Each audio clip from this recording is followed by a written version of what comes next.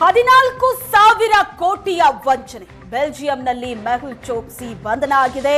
2018ರಲ್ಲಿ ಭಾರತದಿಂದ ಪರಾರಿಯಾಗಿದ್ದ ಮೆಹುಲ್ ಚೋಕ್ಸಿ ಅರೆಸ್ಟ್. ಮೆಹುಲ್ ಚೋಕ್ಸಿಯನ್ನ ಭಾರತಕ್ಕೆ ಕರೆತರೋದಕ್ಕೆ ಸಿಬಿಐ ಮತ್ತು ಇಡಿ ಮುಂದಾಗಿದೆ.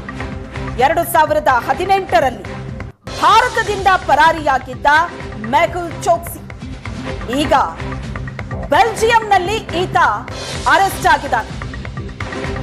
ಪಂಜಾಬ್ ನ್ಯಾಷನಲ್ ಬ್ಯಾಂಕಿಗೆ 14,000 ಕೋಟಿ ರೂಪಾಯಿ ವಂಚನೆ ಮಾಡಿದ್ದ ಪ್ರಕರಣ. ಈತನನ್ನ ಬೆಲ್ಜಿಯಂನಲ್ಲಿ ಅರೆಸ್ಟ್ ಮಾಡಲಾಗಿದೆ. 2018ರಲ್ಲಿ ಭಾರತದಿಂದ ಪರಾರಿಯಾಗಿದ್ದ ಮೆಹುಲ್ ಚೋಕ್ಸಿ ಭಾರತಕ್ಕೆ ಈತನನ್ನ ಕರೆತರೋದಕ್ಕೆ ಸಿಬಿಐ ಇಡಿ ಮುಂದಾಗಿದೆ. ಮೆಹುಲ್ ಚೋಕ್ಸಿ ಬಂಧನಕ್ಕೆ ಬೆಲ್ಜಿಯಂ ಸರ್ಕಾರಕ್ಕೆ ಸಿಬಿಐ ಮನವಿ ಮಾಡಿತ್ತು. ಸಿಬಿಐ ಮನವಿ ಬೆನ್ನಲ್ಲೇ ಬೆಲ್ಜಿಯಂನಲ್ಲಿ ದೇಶಭ್ರಷ್ಟ ಮೆಹುಲ್ ಚೋಕ್ಸಿ ಬಂಧನ ಆಗಿದೆ.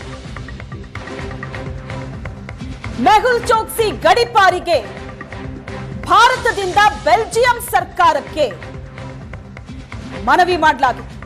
ತನ್ನ ಸಂಬಂಧಿ ನೀರವ್ ಮೋದಿ ಜೊತೆ ಸೇರಿ ಬ್ಯಾಂಕಿಗೆ ವಂಚಿಸಿದ್ದ ಈತ 14,000 ಕೋಟಿ ವಂಚನೆ ಕೇಸಲ್ಲಿ ಇಂಗ್ಲೆಂಡ್ ಜೈಲಲ್ಲಿ ನೀರವ್ ಮೋದಿ ಇದ್ದ.